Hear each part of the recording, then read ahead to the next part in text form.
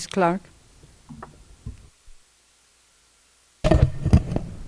Thank you, Madam Chair and Ranking Member Graves, for holding this hearing, and thanks to you, Administrator Mills and Mr. Scheer, for your attendance in today's and your testimony today. I look forward to working closely with all of you to ensure that waste, fraud, mismanagement, and abuse are reduced and ultimately eliminated. While this is being done, we want to be able to maximize on the effectiveness of SBA's fantastic programs, which serve America's economic engines, her small businesses. Administrator Mills, my first question is for you. I've long been a supporter of the SBA's efforts to create opportunities for women and minority and veteran-owned businesses. And today I'd like to focus on women and minority-owned businesses and their ability to access credit. Typically, women and minority-owned businesses tend to employ a more diverse workforce, and this is especially an issue today as minority employment is at high levels relative to the rest of the country. In this vein, I'd like to ensure that existing programs such as the Women Business Centers and other technical assistance programs have the capacity and capability to assist minority and women-owned businesses in identifying finance opportunities. I think it's vital that they have the tools they need to serve this important segment of the business population. I think we must maximize the existing resources to ensure that the WBCs have what they need to help foster our economic recovery. Has there been some progress in the area of grant disbursements by WBCs, and will you commit to working with me to discover methods to increase access to credit for women and minority-owned small businesses right away? Yes, I would be delighted to commit to you to do that. The SBA has part of its core mission.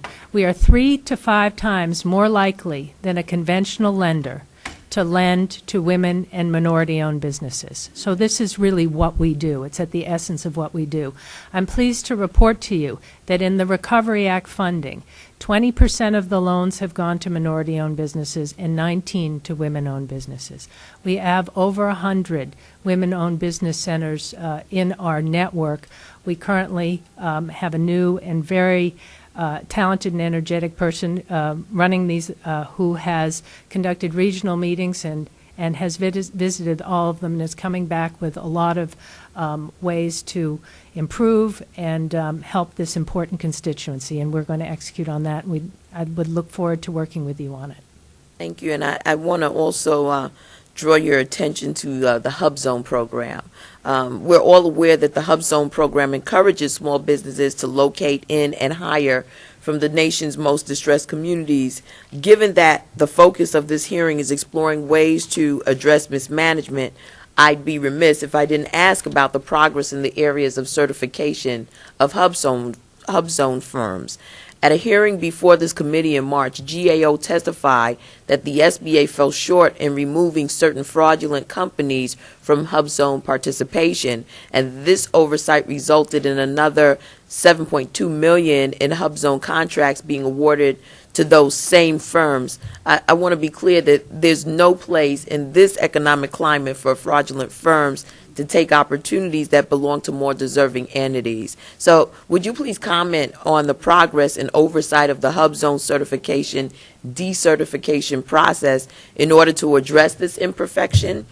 This is a good program, and it should not suffer due to the shortcomings such as the ones that I've described. Thank you. Yes, we are at this moment have initiated a business process reengineering. So that's a full start to finish reengineering with an outside firm that we've hired is in place on the certification process in Hub Zone because of the issues that you've described. So we're going to we've tightened it up. We require more documentation already, but we're also going to do a business process reengineering of it. In addition, so that's on the certification side. On the continued eligibility, as I responded to the chairwoman, that's where we did the extra 600 visits, and we are conducting the risk-based analysis to try to find out how to indicate where there is where there are issues of fraud or mismanagement.